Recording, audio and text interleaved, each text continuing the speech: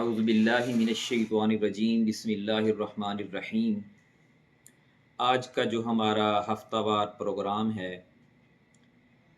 ये एक ऐसा प्रोग्राम है जिससे हम कायनात को, अपनी ज़ात को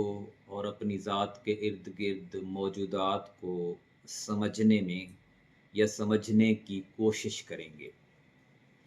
हमारी क्या हैसियत है, हम कौन हैं, कहाँ से आए हैं, कहाँ जाना है, क्या करने आए हैं और मुख्तलिफ़ लोगों के दरमियान हम रहते हैं, हमारा इनसे रिश्ता नाता क्या होना चाहिए, हमने दिन रात कैसे गुज़ारने हैं, मुआशरे में हमने कैसे ज़िंदा रहना है, ताल्लुकात कैसे निभाने हैं, ये सारी चीज़ें हमने सीखनी हैं। ये हम कहाँ से सीखेंगे? ज़ाहिर है इसके लिए मुख्तलिफ़ लोग अपनी राय देते हैं, मुख्तलिफ़ मज़ाहिब भी अपनी राय पेश करते हैं, मुख्तलिफ़ अदवार में मुख्तलिफ़ स्कॉलर्स ने अपनी राय दी है। इसी तनाज़र में हम तमाम लोगों की राय को सामने रख कर बात करेंगे। दुनिया में जो मेजॉरिटी है, जो अक्सरियत है, वो ऐसी है कि जो ये कहती है कि एक खुदा है जो इस पूरी कायनात को चला रहा है। उस मेजॉरिटी में मुसलमान भी हैं,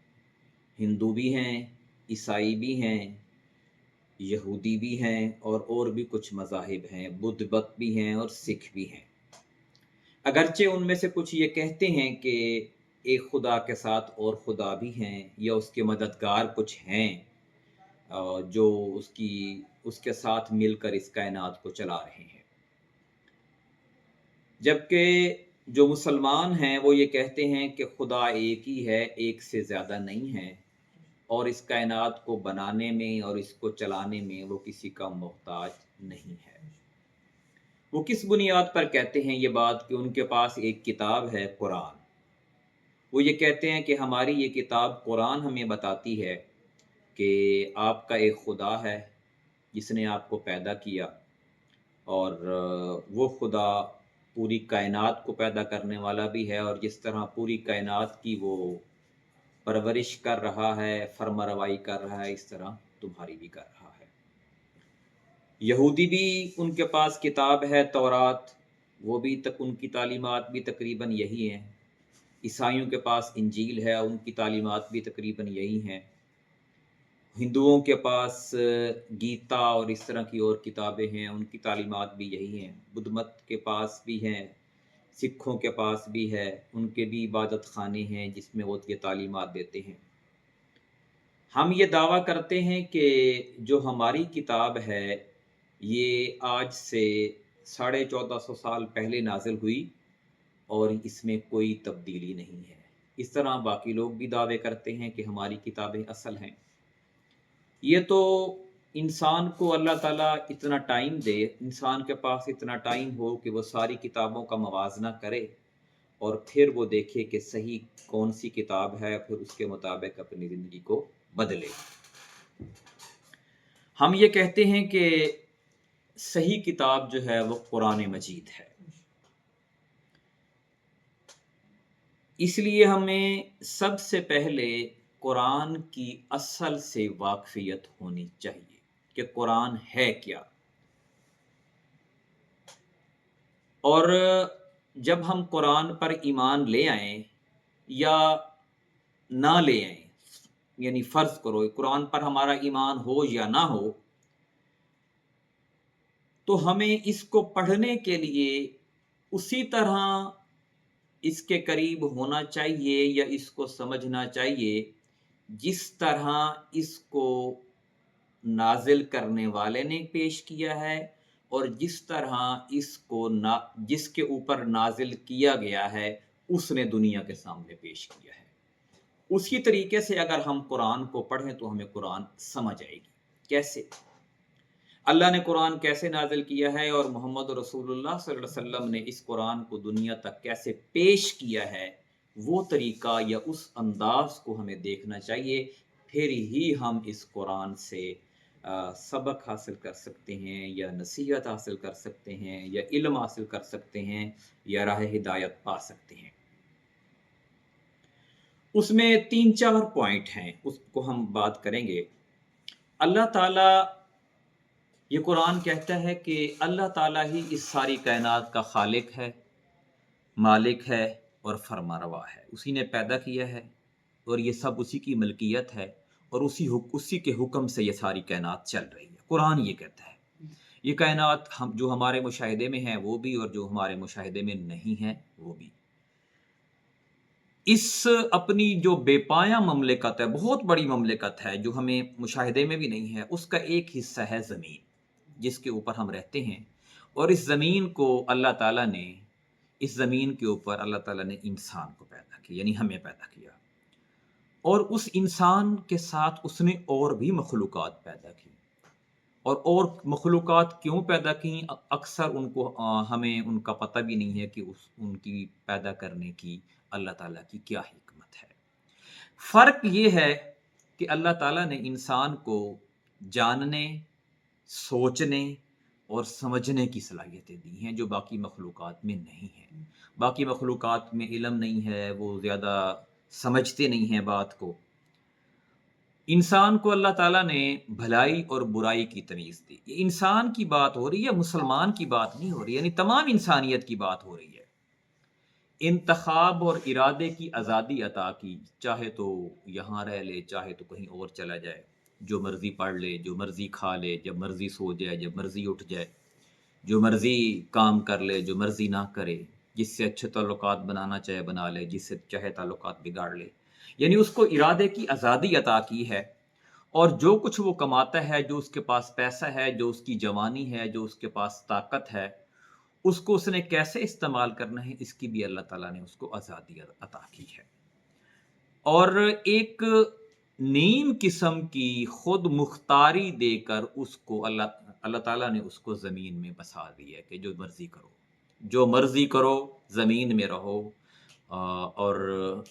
اس زمین کے اوپر تمہیں ایک مقررہ مدت تک رہنا ہے۔ یہ آزادی اللہ تعالیٰ نے دے دی ہے۔ لیکن جیسے ہی اس کائنات میں انسان کو اللہ تعالیٰ نے آزادی دے کر اس زمین کے اوپر بسایا، تو اس کو یہ بات واضح طور پر بتا دی تھی کہ جیسے ہم کہتے ہیں نا کسی کو میری بات توجہ سے سنیں، غور سے سنیں، اس کو یہ بات واضح بتا دی تھی کہ اس جہان پورے کا خالق، مالک اور معبود میں ہوں، اور حاکم بھی میں ہوں، حکم بھی میرا چلتا ہے، اور میری اس بادشاہت میں، سلطنت میں تم خود مختار نہیں ہو، یعنی ایسے نہیں ہو کہ تم اس میری بادشاہت کو جیسے چاہو بگاڑ دو۔ ایک قسم کی نیم خود مختاری دی ہے، وہ بھی ذات کی حد تک دی ہے، لیکن اللہ کی کائنات کو تبدیل انسان نہیں کر سکتا۔ آپ یعنی انسان اللہ کے بندے ہو، کسی دوسرے کے بندے نہیں ہو، اور نہ ہی اللہ کے سوا کوئی اور بندگی اور پرستش کا مستحق ہے۔ دنیا کی اس زندگی میں جس میں تمہیں اختیارات دے کر میں بسا رہا ہوں، یعنی اللہ تعالیٰ یہ کہہ رہا ہے، یہ دراصل تمہارے امتحان کی ایک مدت ہے، جس کے بعد تمہیں میرے پاس واپس آنا ہوگا، اور میں تمہارے کام کی جانچ پڑتال کر کے فیصلہ کر کے سنا دوں گا کہ کون دنیا میں کامیاب ہو کر آیا ہے اور کون ناکام ہو گیا ہے۔ تمہارے لیے صحیح رویہ یہی ہے کہ تم مجھے حاکم اور معبود تسلیم کرو، اور میرے دیے ہوئے احکامات کے مطابق زندگی بسر کرو، اور جو بھی ہدایت میں بھیجتا رہوں اس کے مطابق اپنی زندگی تم بسر کرتے رہو۔ دنیا دارالامتحان ہے، اور جو کچھ تم کرو گے اس کا تمہیں آخرت میں جواب دہ ہونا ہے، اور اصل تمہاری زندگی کا مقصد جو ہے وہ آخرت کی کامیابی ہے، اور اسی لیے میں نے تمہیں دنیا میں بھیجا ہے۔ اور تمہیں دو ہی تمہارے پاس راستے ہیں، ایک یہی راستہ ہے کہ جو میں بتا رہا ہوں کہ میری لائے ہوئے قانون کے مطابق زندگی بسر کرو گے تو کامیاب ہو جاؤ گے، دنیا میں بھی تمہیں سکون ملے گا، اور مرنے کے بعد تمہیں جنت مل جائے گی۔ اور دوسرا راستہ جو ہے وہ ہے کہ اگر تم اس کے خلاف چلو گے تو دنیا فساد سے بھر جائے گی، تم بھی ذلیل و خوار ہوگے، پریشان ہوگے، اور مرنے کے بعد بھی تمہیں دوزخ ملے گی۔ یہ سارا کچھ سمجھانے کے بعد اللہ تعالیٰ نے انسان کو دنیا میں جگہ دی، یعنی ہمارے جو پہلے انسان ہیں حضرت آدم علیہ السلام اور حضرت حوا جو ہمارے والدین ہیں، ان کو اللہ تعالیٰ نے زمین میں بسایا اور زمین کے بالکل سینٹر میں بسایا۔ یہ انہوں نے پھر خانہ کعبہ کی تعمیر کی اور پھر وہاں سے جو ہے وہ آبادی پھیلی۔ اللہ تعالیٰ نے اس انسانیت کے جو پہلے انسان یعنی آدم علیہ السلام کو بے یار و مددگار نہیں چھوڑا، ان کو دنیا کے اندر بھیجا تو ساتھ ہی تعلیمات بھی بھیج دی کہ تم نے اس طریقے کے مطابق زندگی بسر کرنی ہے، اور جو تمہاری اولاد ہوگی اس کو بھی اس طریقے کے مطابق تم نے جو ہے وہ کائنات میں زندگی بسر کروانی ہے۔ یہ قانون حیات ہے جس کے مطابق تم نے اپنی زندگی بھی گزارنی ہے، اور جو تمہاری اولاد اور پیروکار ہوں گے ان کو بھی اسی کے مطابق جو ہے وہ چلانا ہے۔ ہوا یوں کہ آدم علیہ السلام اور حضرت حوا نے تو دین پر صحیح عمل کیا اور اپنی اولاد کو بھی دین پر عمل کرایا، لیکن جلد ہی لوگ جو تھے ان کی اولاد میں سے وہ دین سے پھرنا شروع ہو گئے۔ کچھ نے غفلت سے دین کو چھوڑا، اس کو گم کر دیا، اور کچھ نے شرارت سے جان بوجھ کر دین کو چھوڑ دیا۔ جیسے قابیل نے حابیل کو قتل کیا تو اس نے کہا کہ میں تیرے دین کو مانتا ہی نہیں ہوں، اور وہ آگ کی پوجا کرنا شروع ہو گیا اور ہندوستان والے علاقے میں آ گیا اور اس نے نئے مذہب کی بنیاد رکھ دی۔ اور لوگوں نے مختلف، جیسے آپ کی اولاد بڑھتی گئی تو لوگوں نے اللہ کے ساتھ ساتھ زمین و آسمان کی مختلف چیزوں کو، چاہے وہ انسان کی شکل میں تھی یا فرشتوں کی شکل میں تھی، اور خیالی اور مادی ہستیوں کو خدائی میں شریک ٹھہرانا شروع کر دیا کہ اور بھی لوگ ہیں یا اور بھی چیزیں ہیں جو اللہ تعالیٰ کی خدائی میں شریک ہیں۔ اور خدا کا جو دیا ہوا علم تھا اس کے اندر انہوں نے طرح طرح کی تبدیلیاں کی، اوہام و خرافات پیدا کی، مختلف نظریات اور فلسفوں کی آمیزش شروع کر دی، اور اس طرح وقت گزرنے کے ساتھ ساتھ جو تھا وہ دین خالص نہ رہا، جو خالص دین حضرت آدم علیہ السلام لے کر آئے تھے۔ اللہ تعالیٰ نے جو محدود خود مختاری انسان کو دی تھی، جیسے کہ میں نے پہلے عرض کیا، اس کے ساتھ یہ بات مطابقت نہیں رکھتی تھی کہ اللہ تعالیٰ اپنی تحقیقی تخلیق میں مداخلت کر کے انسان کو زبردستی راہ راست پر جو ہے وہ لا کھڑا کرے۔ یعنی دنیا کا کوئی انسان بھی اگر غلط راستے پر جا رہا ہے تو اللہ تعالیٰ اسے گردن پکڑ کے راہ راست پر لے کر آئے، یہ اللہ تعالیٰ کا قانون نہیں ہے۔ اگر یہ کرنا تھا تو پھر امتحان کس بات کا؟ تو امتحان، اور اسی لیے نیم خود مختاری دی کہ آپ جو چاہو جس راستہ چاہو اختیار کرو۔ پھر دوسرا یہ بھی کہ اللہ تعالیٰ نے اگر کوئی ظلم کرتا یا نافرمانی کرتا یا راہ راست سے پھرتا تو اگر اللہ چاہتا تو فوراً عذاب بھیج دیتا اور اس انسانیت کا خاتمہ کر دیتا۔ اللہ تعالیٰ نے یہ بھی نہیں کیا، ایک مدت تک ان کو ایک ٹائم دیا کہ ٹھیک ہے اس وقت تک زندگی بسر کر لو، ہاں پھر میں دیکھ لوں گا کہ تمہارے ساتھ کیا کرنا ہے۔